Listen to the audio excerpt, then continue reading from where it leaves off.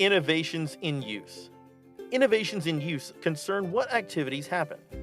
The activities possible within a space, of course, also depend on the nature of the selected space itself and requiring balancing time of access to the space. But the key difference is in what activities are occurring in a given space at a given time. The facilities innovation ideas that follow all have as their main element space use. Innovations in use. Key questions. 1. What are our historical assumptions on use of space? Which of these are justified, and which are simply habit? 2. What other ways could our existing spaces be used? 3. Are there times when the spaces are not currently being used? How could we leverage them during those times? 4.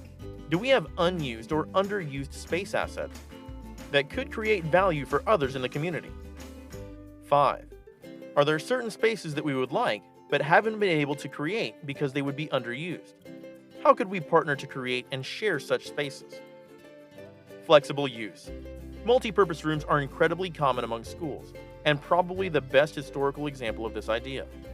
A cafeteria may double as a gym, or have an adjacent stage for assemblies and events. Many newer elementary schools are built with common activity space, adjoining the classrooms of a particular grade level. Consider how these ideas can be extended into other school activities and grade levels.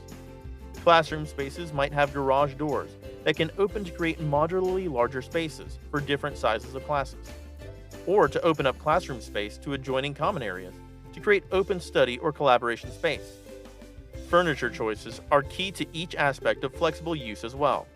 Consider furniture that is mobile, but not overly so it can be rearranged with ease, but does not become a nightmare to navigate around. At the extremes of flexible use, consider the need for the traditional classroom model at all. The standard model for upper grade students is now only for the students to rotate and the teacher to remain in the same place. But what if the teachers rotated too? Space could be adapted to curricular activity. By freeing up space by reducing the number of traditional classrooms needed, smaller spaces for collaborative team activities or small group teaching could be created. Shared use. Apart from after-school activities and occasional events, facilities sit largely empty each evening, as well as throughout the summer.